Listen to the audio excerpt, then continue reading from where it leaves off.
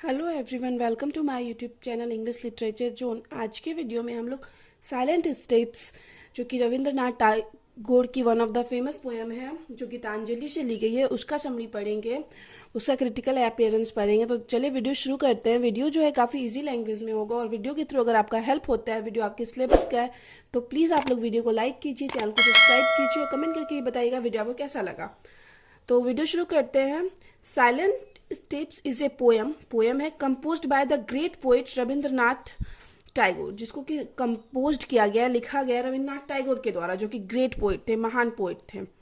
Who was known as a, जो कि एक महान संत, philosopher, poet, dramatist, novelist, short story writer, एक कंपोजर एंड ए पेंटर के रूप में जाने जाते हैं। Tagore was also known as Gurudev, Gurudev के रूप में भी जाने जाते हैं। He wrote on numerous topics, like ढेर सारे टॉपिक्स पे लिखते थे, जैसे कि religion, love, romance, nature and children. ये सब उनके पोएम का, प्ले का, शॉर्ट स्टोरी का नॉर्मली टॉपिक होता था। हिज पोएम्स आर फिलोसफिकल, उनकी जो पोएम्स होती थी वो क्या होती थी? फिलोसफिकल्स होती थी, दार्शनिक होती थी, माइस्टिकल्स होती थी एंड स्पिरिचुअल एंड डिवाइन होती थी, दिव्य होती थी, माइस्टिकल रहस्यमयी होती थी। फिर आगे है silent steps is taken from the long poem Gitanjali. Silent step जो लॉन्ग पोएम है उसको गीतांजलि से ली गई है, जिसके लिए उनको नोबेल प्राइज भी मिला हुआ है। There are 103 poems in Gitanjali. Gitanjali में टोटल 103 पोएम्स है। And silent step is the 45 lyric of this poem. और 45 लिरिक है, मतलब 45वां गीत जो है वो साइलेंट स्टेप है गीतांजलि का। इन साइलेंट स्टेप्स, अब साइलेंट स्टेप्स में Rabindranath Tagore expresses his devotion, अपने डिवोशन को, एंड फेथ इन ऑलमाइटी, मतलब वो जो सर्वशक्तिमान है, ऑलमाइटी का मतलब जो होता है सर्वशक्तिमान जो है, उसमें अपने डिवोशन, समर्पण और फेथ, विश्वास को दिखाते हैं साइलेंट स्टेप्स में। मतलब भगवान में अपने विश्वास, अपने डिवोशन, समर्पण को दिखाते हैं साइलेंट स्टेप्स के through Rabindranath Tagore. He believe that, उनको विश्वास है, even though God is not visible to eyes, मतलब भगवान जो है आईज से विजिबल नहीं है, दिखते नहीं है भगवान आईज से, उनका ऐसा बिलीफ है, विश्वास है। His existence can not be denied, फिर भी उनके जो एग्जिस्टेंस है, उनकी उपस्थिति को डिनाइड नहीं किया जा सकता, ऐसा नहीं कहा जा सकता कि भगवान है ही नहीं, ये पोएट का मानना है।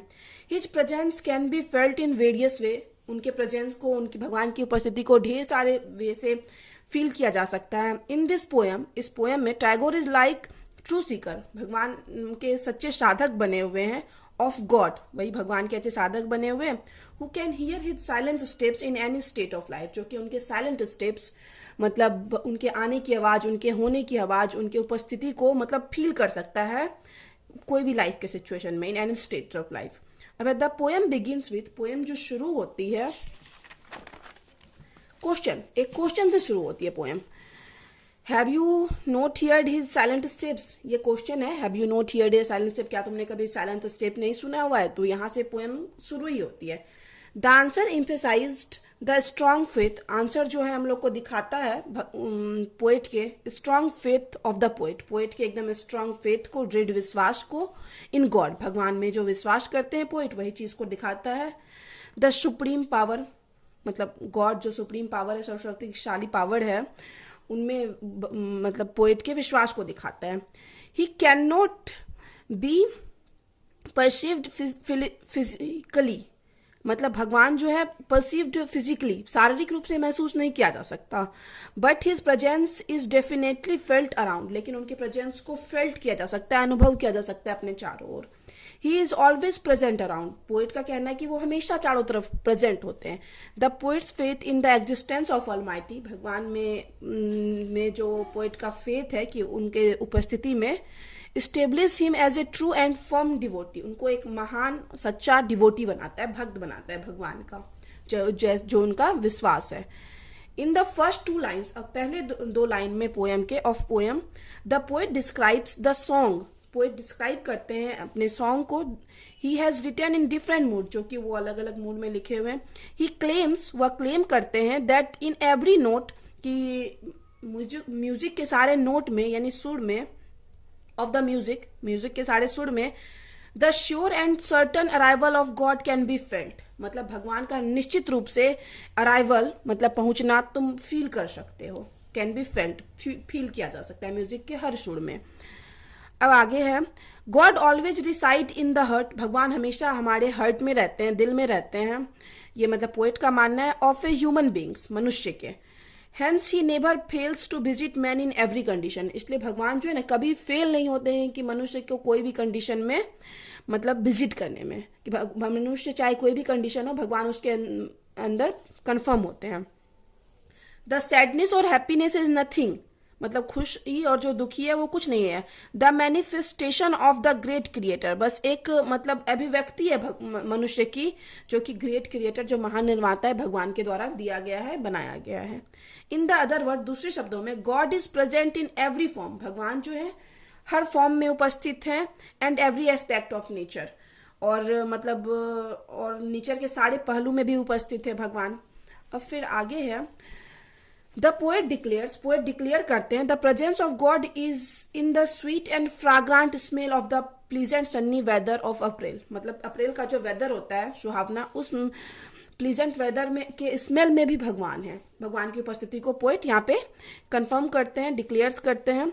ही treads through the path of the forest the form of fragrant smell, अब पोइट कहते हैं कि मतलब फॉरेस्ट के रास्ते से, जंगल के रास्ते से भगवान फ्रेग्रेंट स्मेल के रूप में मतलब गुजरते हैं।